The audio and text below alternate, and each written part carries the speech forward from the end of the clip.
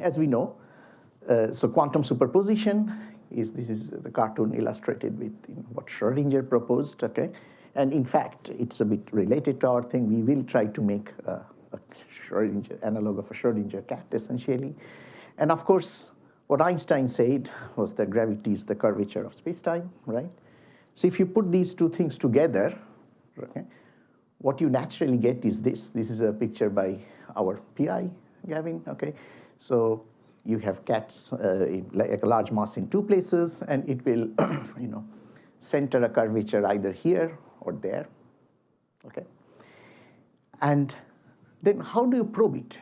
That's an interesting question, okay? How do you go about investigating this situation and proving indeed that has happened? It's not just the mass which has been placed in superposition, but it has also put the curvature in superposition. We need to evidence that. And if we can evidence that, then it is a quantum superposition of geometries that we have verified, right? So we want to verify that, okay? Now, one answer which we found is entanglement, okay? Now, I just put, so we were at this work for quite a while. In fact, also going back to probably 2014 and stuff, it's developing over time. We spoke to several experimentalists. Gradually, we had a team. So essentially, it was published a bit later in 2017, but I just wanted to put up a recorded talk almost a year before publication. Right.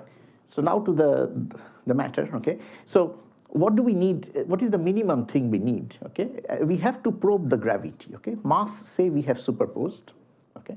We need to probe the gravity. So we need to bring in at least another probe mass, right? That's a preliminary, otherwise how will we probe the gravity of it? And then there's a nice quantum description of this in the weak field limit, which is what I'll work with, okay? This is for convenience. We can make a very strong claim in this limit. And essentially, since the masses are, the gravity of the mass is the kind of masses we are envisaging, and the size is going to be in this regime where you can think of gravity as a tensor field in a flat space-time, okay? So in that situation, what happens in this kind of experiment is that virtual gravitons are exchanged between the source mass and the probe mass, okay? And as you can see, this is a superposition of such things, okay? So we want to demonstrate this, that this kind of thing is indeed happening, okay? Now, what stares out from this experiment, from this picture, is this fact that there is a mediator, right? So even in this picture where you source as gravity sources a curvature, there is this mediator. It's the field which acts on the other mass, right? And here it's more obvious. The virtual graviton is sourced in one place, absorbed in the other place. So there is a mediator, okay? So the mediator is something we are not going to prove from within our experiment. We are going to assume, okay? Of course, we are not assuming that the mediator is quantum. That we want to prove. But the assumption of the mediator is an assumption, okay? And where does this assumption come from? Just from relativistic field theory, right? So everything is local, right? So typically, your gravity couples to the source at a specific position, right? And then if you take that, and then if you additionally assume that gravity is classical, okay? So the only thing it can do in that case is classical communication between the two masses that we have. If it's classical, then no matter what you do to the mass, the thing produced at a distance is classical. It could be something stochastic, whatever, but it's still classical fundamentally. So that's there. And then the couplings are local, which we cannot prove ourselves, but from all other experiments we know about nature till now, we know this to be true, okay? So we are putting this as an assumption, right? So once you make that assumption, then the only things that are possible in this setting are only local operations. The source interacts only with its local gravitational field. And then we assume gravity at a distance is what's doing the communication. If you do this local operation classical communication, the only thing that can ever happen, okay, is initially unentangled states will remain unentangled. Okay? This is very easy to prove. I mean, at the unitary operation level, you can immediately see. But even if you have environments, trace, bring further systems, it can also be easily proved. So if you start with a disentangled state, without a quantum communication, you cannot entangle them. Okay? However, that there is a communication, which means there is a mediator, that is an assumption we are doing at the outset, okay? From the locality of interactions in physics. Okay? Now, this is such a strong, this is very trivially proved, and such a strong thing that people have in the past even used this as a definition of how to find models where gravity could be classical, even if the sources are quantum. Okay? Now, yeah, so weird as it may seem, all the experiments done to date do not differentiate between these two pictures. Experiments have measured gravity as a force to atmosphere, to high precision. The various experiments have been done, but all experiments have been done on forces. And forces can always be explained in other ways, even if a classical channel is acting. Okay? So the forces alone, they do not prove the quantum part. Okay? On the other hand, we know there's a very nice description of the Newtonian interaction at the level of a tree-level diagram between two masses, okay, with a single graviton exchange, right? And if that were true, then the masses should be able to entangle. But if gravity was a classical entity going between the masses, right, we should not be able to generate any entanglement. Okay? And of course, I mean, repeat, I'm not using action at a distance and stuff like that. So the mediator is there, right? So just coming from field theory. Okay? Now, these two slides I'll skip over for the moment, but I could come back. But the essential thing is that to generate an operator-valued interaction between two objects, you need a quantum mediator. We are very habituated, particularly if you're coming from a quantum information audience in quantum computation, to use operator-operator interactions at a distance, like sigma dot sigma, sigma hat dot sigma hat. Okay? But that cannot arise, as we have shown, and it's kind of very basic, it's easy to see. That cannot arise unless the mediator is quantum. In case of the qubits interact electromagnetically, we know that that's why we get operator-valued interaction. Okay? Now, if these were true, so I'll skip over this, I'll skip over that, then you should be able to entangle. Now let me come to the protocol of how you would entangle. Okay? So we assume that there are two masses we prepare in quantum superpositions of left and right, okay, separated by a distance delta x. Okay? And then neutral masses held in superposition. You see there are four distances, right? So the closest approach of the masses, left mass is in right position, right mass is in left position, is where the gravitational phase, due to gravitational interaction, there's an energy of interaction, and this phase evolves the fastest. Okay? So there's a difference in phase evolution of these four possible terms, right? So this is very much like what we call a controlled Z gate in quantum information. Okay? These two states, this is like a spatial qubit, a large qubit, and one of the states gets a much better phase than the others. Okay? Now look what happens due to that. Okay? So there are some phases here we can take common as outside. Then you see what's in the brackets. These are no more the same state. Initially they were the same state, right? Now they're different states, so this has become an entangled state. Okay? The interaction has led to an entangled state. Okay? What is the difference from the traditional Kollel-Overhauser-Werner experiment is that now the source of the gravity is also in quantum superposition. That's why you end up with an entangled state between the two masses. Okay? So I'm going to do a simplified calculation for sake of time today, and this is typically not experimentally the most friendly regime, but there are my colleagues, experimental colleagues, who will be speaking later, and at least in three different ways. So we can make, for the moment, for simply illustrating the magnitude of the effect, okay, I'm taking this distance to be far larger than the closest approach. Okay? So one phase I'll concentrate on, and the closest approach is kind of set by, say, neutral things interacting, such as Casimir effect, okay? So that has to be like 1/10 of gravity, okay? And that sets a closest distance of about 100 microns, okay?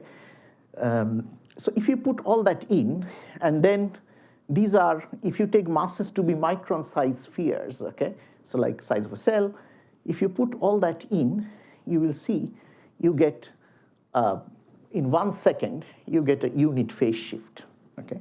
So this is fantastic because you see what happens here is that in this expression, if this and this sum up to pi, you have orthogonal states here, which means it's like maximally entangled. We actually do not require maximally. We could go 1/10 of the phase or 1/100th of the phase, get some entanglement. But at this stage, if you, in 1 second, you get maximal entanglement. Okay? So this is, so people have this feeling that nothing interesting comes out of gravity because of its weakness. But here, Planck's constant is fighting the Newton's constant. They are in the opposite ends, okay? Now, how do we, why is this a quantum effect? I mean, why? It does become classical, you see, so h bar is the denominator, but as h bar tends to 0, the phase evolves faster, uncontrollable, okay? So this is a bit more like the Bose correspondence principle. It becomes harder and harder to detect the entanglement. So it does vanish. Vanish means it becomes impossible to detect in the classical regime, okay? So I'm going to skip over these slides which were just saying that why we do not use normally like a Mach-Zehnder interferometer, like a beam splitter to do these experiments, okay? And there's some historical thing I'll also, so Feynman did propose something way back in 1957 at an ideas level, but our paper actually made quite a few, answered quite a few questions. So it's not exactly what he did. So kind of the second mass needs to be in a very, like a superposition or a delocalized state. That's one thing. Then that entanglement is the relevant quantity to be measured to find the to claim the quantum nature of gravity, okay? And why that will be so from this logic of the local operations and classical communication, okay? So how to do this interferometer? Maybe I will not spend so much time because experts are here, and particularly Ron was doing this at a regular level, for a long time with atoms, okay? And we found out, actually starting from 2013 onwards, that actually you could do these also with macroscopic objects. We found in theory it's still to be done, and this is kind of the aim of some of the grants funded, okay? That what we use is an internal system, such as a spin, okay? And we use a Stern-Gerlach effect, so this accelerates oppositely and is recombined accordingly, okay? Okay, so I will go through that. We have some problems when there's diamagnetism, so we have suggested some ways to circumvent them. Then expansion protocols, like you split slightly and then how things develop a large superposition, we need one. So these are some of the things already achieved during the grant, okay, during the tenure of this grant, okay. Now, how you detect this entanglement, this is an important part of the thing, okay. So you see, we were inducing the experiment through spins. So spins are being used to split and bring the superposition back.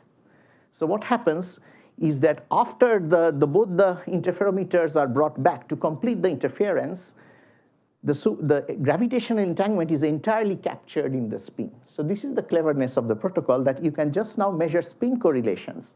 And if this thing called a witness turns out to be negative, then you're sure it's entangled. Okay? So you don't have to do complicated matter wave interferometry afterwards. I mean, you have to do one anyway to map the thing to the spins. Okay? So what is in Ramsey interferometry a phase becomes an entanglement in double Ramsey interferometry interacting one. Okay? Now, the usual problems are, there is, the main problem is the atom scattering from the residual gas in which you're, in the vacuum in which you're doing the experiment, okay? There's some recombination problem if you do not exactly recombine. Perhaps Ron will speak about that, okay? There are systematic fluctuations and also acceleration noises.